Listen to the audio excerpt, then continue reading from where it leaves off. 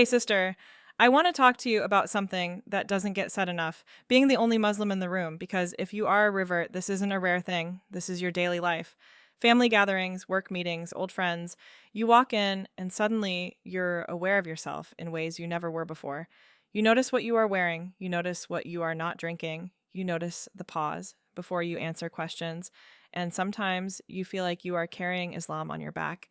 Even though you are still learning how to carry it in your heart, that feeling is heavy, and Allah sees it.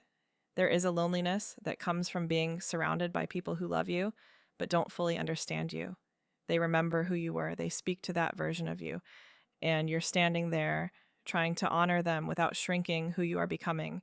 For the sake of Allah, that tension is real. It doesn't make you ungrateful. It makes you honest. Sometimes you feel like you have to explain yourself, why you pray, why you dress differently, why you set boundaries that didn't exist before. And other times you feel tired of explaining at all. Ya Ukti, my sister, you are not required to perform Islam perfectly in front of others.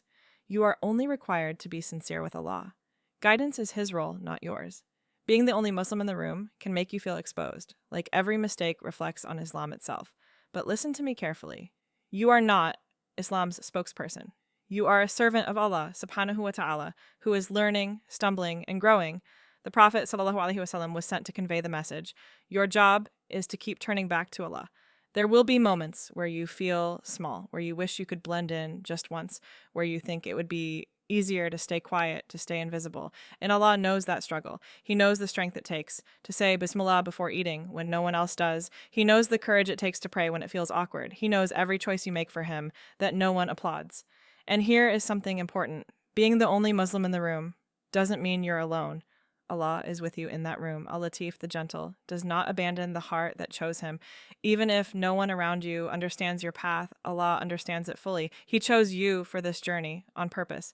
Over time, you will grow more rooted. What feels shaky now will feel steadier later. You'll learn when to speak and when silence is worship. You'll learn that your calm presence is sometimes more powerful than explanations. You'll learn that Allah placed you exactly where you are for reasons you may never fully see. So if today you were the only Muslim in the room and it felt heavy, bring that feeling to Allah subhanahu wa ta'ala. Don't carry it alone.